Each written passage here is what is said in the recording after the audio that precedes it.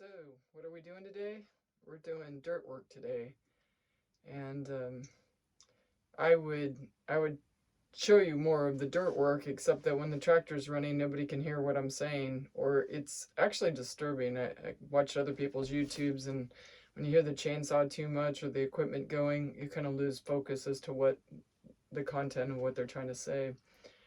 So I had my my small pond dug out, the side that dries out during the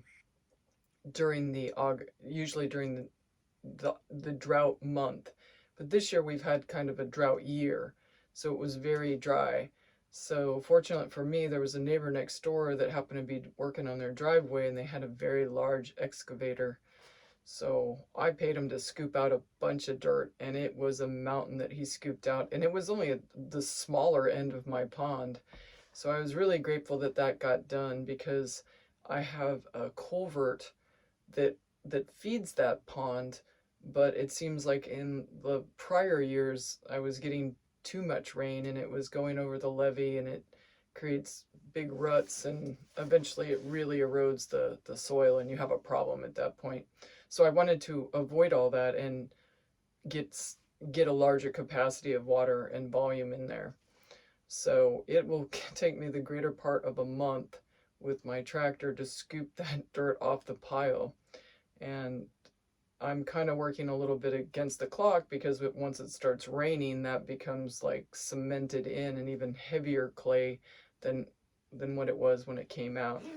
So I guess the content of today, or the one thing to look at, is when you're buying a piece of property, kind of look to see what's feeding the ponds, and look at the spillways and ask them, what do you do to maintain this?